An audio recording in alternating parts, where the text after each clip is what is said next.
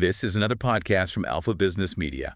Welcome to another deep dive. This is where we take the material you've shared with us, articles, research, maybe even just notes, and, well, together, we try to pull out the really key insights. Exactly. The aim is to give you a shortcut, help you get quickly informed on a topic that you care about based on the sources you provided. And for this deep dive, we're looking at something quite specific, but with potentially wider lessons.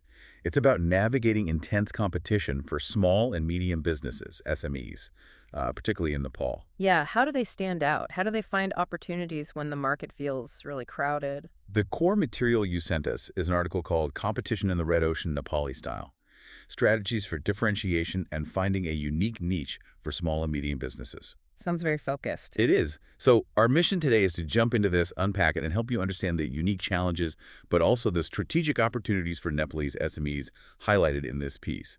What are the absolute must-know takeaways? Okay, let's start with that phrase in the title, the red ocean. Right. So let's unpack that a bit. A red ocean, in business talk, it's basically a market that's jam-packed with competitors. Everyone's offering pretty similar stuff. Exactly. Which leads to, well, often intense competition, price wars.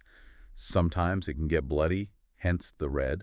And the article makes it clear this isn't just theory for Nepal, it's a daily reality. It talks about how many businesses tend to pile into the popular sectors. Like tourism, retail. Yeah, tourism, retail, certain parts of agriculture, the seemingly obvious places. But that leads to saturation, fast. Okay, but here's where the article suggests it gets particularly challenging for Nepalese SMEs. A really big hurdle is how quickly larger companies, the ones with more resources, can just copy successful ideas. Ah, the imitation factor. Right. An SME invests its limited cash and time, finds something that clicks, and then bang, a bigger player jumps in and replicates it. Often before the SME even gets a decent return on their investment. Precisely. The article argues this is a massive disincentive for innovation.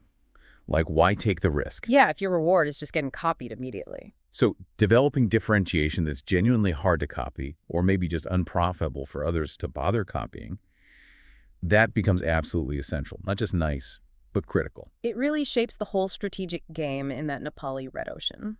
So standard red ocean pressures, plus this rapid imitation problem. But the material says Nepal's competitive scene has its own unique flavor too. It does. Beyond just lots of competitors, it points out the reality of, well, significant infrastructure limits. You mean like the roads? Yeah, difficult mountain roads, regions that are just plain hard to get to. The article even mentions potential corruption influencing things. These aren't just minor issues. They fundamentally change how you can do business. And a huge part of that unique dynamic, according to the article, is the cultural context. It's like an invisible set of rules. Very much so. The material really emphasizes how business in Nepal often relies heavily on personal relationships and trust. Built over time. Exactly. Built through long-term interaction, not just relying on formal contracts. There's a line about negotiations being relationship-oriented. You often need that personal connection first. Okay, so relationships are crucial. How does that help an SME compared to a big corporation? Well, SMEs are often naturally more woven into the local community fabric, aren't they? They can build and maintain those deep personal ties much more easily than, say, a large impersonal company may be competing mainly on price. So that local connection is an asset. A huge one. The article calls it relationship capital. It's a kind of defensive barrier that's really hard for an outsider or someone less rooted locally to just build overnight. Interesting. What other cultural aspects does the article mention? Hierarchy and respect are big ones. Nepalese society has clear hierarchies, and decisions often come from the top. Respect for seniority is key. So SMEs need to understand who's who and build those connections carefully. Right. But that same hierarchy in larger companies might actually create an opening for a nimble SME. How so? Well, if the big guys get bogged down in bureaucracy because of their structure, a smaller, more agile SME can potentially offer much faster, more personalized service. Ah, so speed and flexibility become advantages. They can be. The trick for the SME is empowering their team to deliver that while still, navigating the cultural respect for hierarchy. It's a balancing act. And communication. The article mentions it's often indirect. Yes, often polite and indirect, aiming to maintain harmony. This means you really have to pay attention to nonverbal cues, body language, tone. Reading between the lines. Exactly. The article even gives that classic example. The side-to-side head shake can actually mean yes in Nepal, not No, like in many places. Wow, okay, that's a crucial detail. It really highlights a vital skill the article points out, being able to understand unspoken needs, picking up on subtle cues. SMEs good at this can tailor things in ways competitors miss. It's about cultural empathy leading to better business. And even small things, like offering tea. Not small at all. They're part of building that relationship capital, that trust. These cultural details aren't just fluff, they're strategy in the Nepali context. Okay, shifting slightly. What about consumer behavior? What drives Nepalese consumers, according to the article? Price matters, for sure. You see that in the big retailers, but it's definitely not the only thing. Quality, service, convenience, and that word again, trust, they're all really important. So, a mix of factors. Yeah, the material highlights things like a reasonable price, plus timely delivery, good product quality, a fair return policy. These things together drive satisfaction. So just being the cheapest isn't the guaranteed win. Not at all. The article mentions shoppers at places like, say, Pateni value the selection, the quality perception, even the store atmosphere, not just the lowest price tag. It's a broader value calculation. And the digital side of things is growing fast. Oh, definitely. Online shopping is taking off, especially in urban areas like the Kathmandu Valley. Cheaper tech, better internet, payment systems, it's all driving it. There's always a but. But crucially, traditional markets are still hugely important. So you've got this hybrid consumer base. Meaning SMEs need to think about both online and offline channels. Absolutely. Going purely digital or purely traditional means you're likely missing a big part of your potential market. You need to cater to how people actually shop. Which leads us nicely into the strategies the article suggests for actually standing out. It keeps coming back to that idea of differentiation that's hard to copy. Right. And that differentiation can help you find a less competitive space, a blue ocean, or just make you much stronger in the existing red ocean. And one really interesting strategy is leveraging that cultural understanding into what the article terms Nepali-style customer focus. This is where culture really becomes strategy. It's about building loyalty, not just with good service, but through reliability, consistency, and a genuine care that aligns with those core cultural values. Like the meaning of namaste. Exactly. The article mentions namaste in You I Greet God and suggests weaving that spirit of deep respect into the service creates an emotional connection that big impersonal companies might struggle with.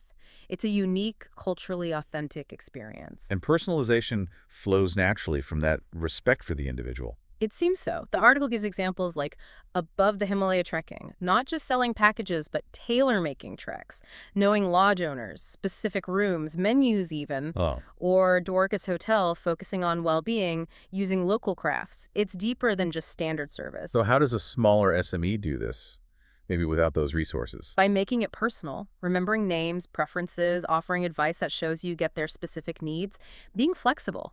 Showing you actually care about them as a unique customer, not just a transaction. That's hard for standardized businesses to match. Okay, so unique service. What about unique products or services themselves? How can they be hard to copy? The article talks about unique value propositions rooted in local authenticity. Maybe handicrafts from specific artisans, products using traditional knowledge, or unique local materials.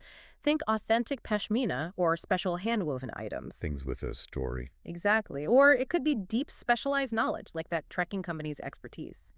The article also mentions blending tradition and tech smartly. How so? Tech should enhance the authentic experience, maybe streamline things, personalize better, but it shouldn't water down the core authenticity. That's the differentiator. That balance sounds tricky, but important. It is, and the article also flags consistent high quality and reliability as huge differentiators, especially if quality varies elsewhere in the market.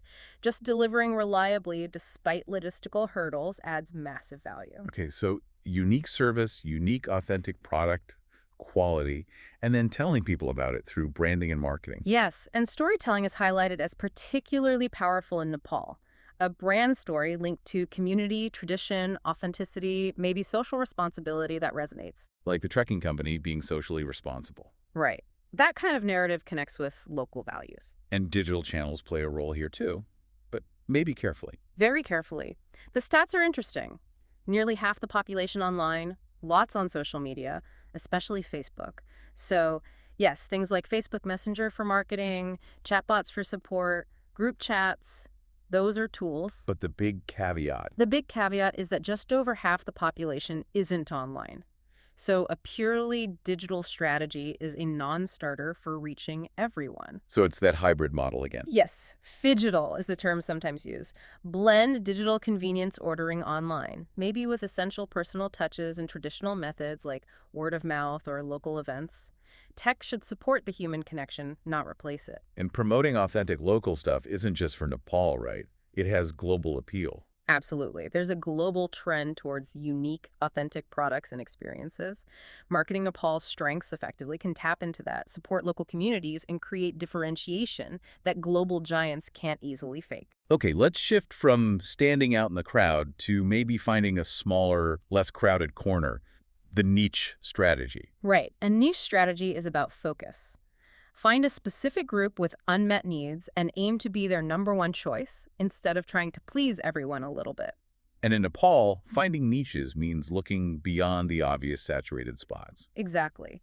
The article suggests looking at specific demographics, maybe older adults, working parents, certain youth groups, or clients with very specialized interests. Think hardcore trekkers wanting remote routes or dedicated organic food buyers. Or even underserved geographic areas. Definitely. Given Nepal's geography, some remote areas might be tough to reach, but that difficulty is the opportunity for an SME with the right local knowledge and logistics.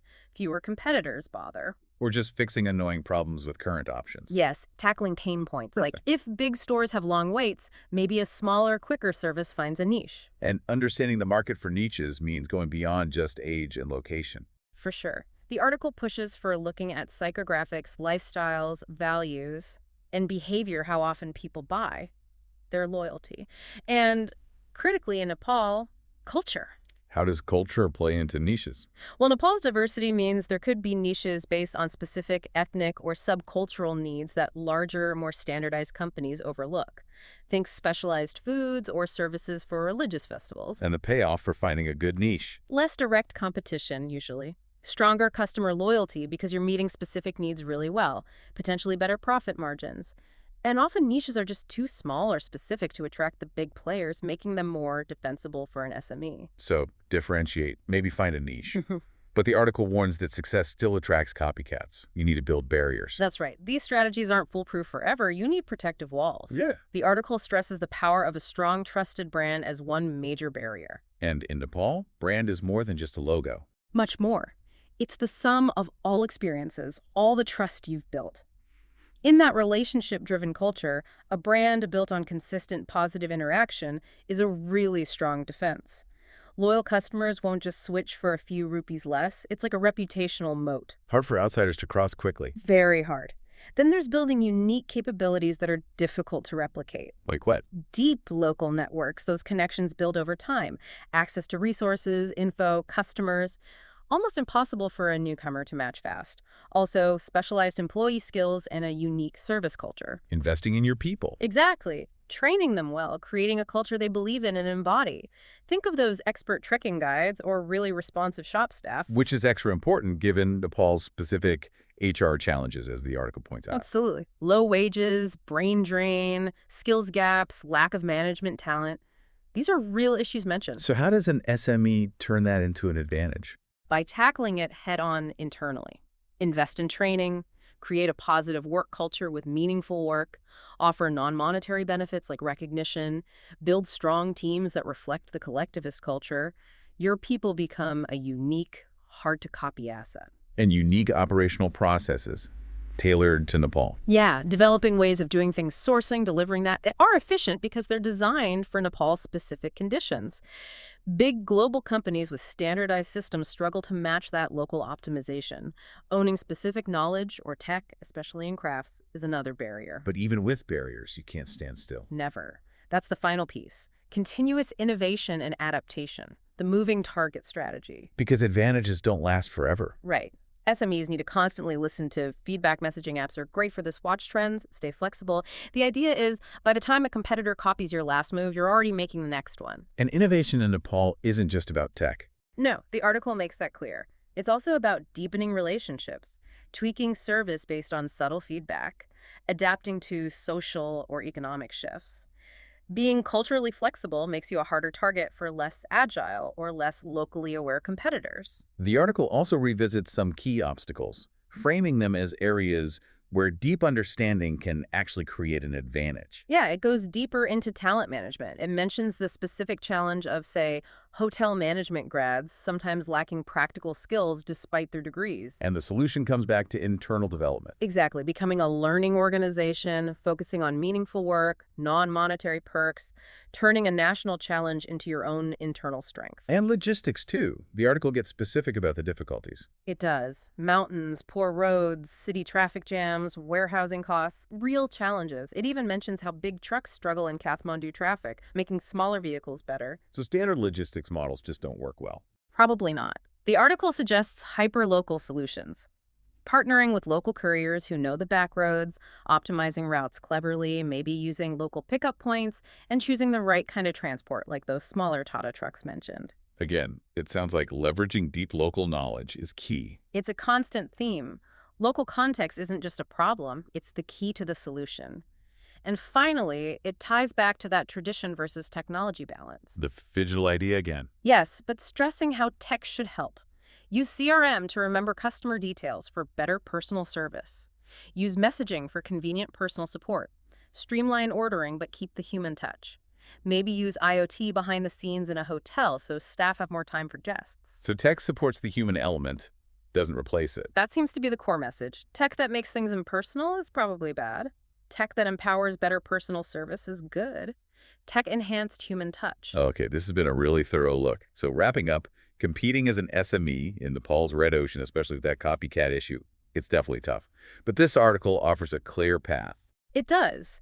The key strategies we've pulled out are that deep, culturally rooted customer focus, creating unique value through authenticity and quality, smart branding using storytelling and a hybrid approach, finding those underserved niches, building defenses like brand trust, unique skills and networks, and crucially, constant adaptation. It really feels like the takeaway is that Nepal's cultural strength and entrepreneurial spirit, which the article mentions, are actually fertile ground if SMEs understand and leverage the local context strategically.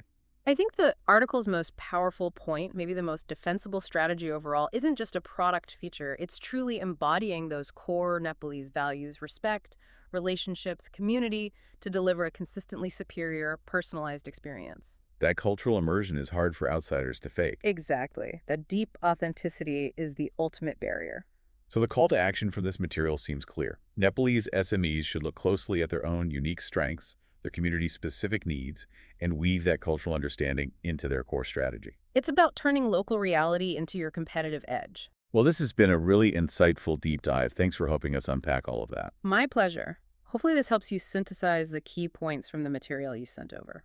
And as you, our listener, mull over everything we've discussed based on this source material, here's a final thought to chew on. How might this strong emphasis on cultural values and building relationship capital as a core defensive strategy apply elsewhere, even in businesses that seem purely technical or in hyper-competitive markets outside Nepal? Could that deep trust built through cultural understanding and real relationships be a more universal, powerful differentiator than we often give it credit for? Definitely something worth thinking about. Thanks again for joining us for this deep dive. Take a moment to reflect on what really stood out for you. We'll catch you on the next one.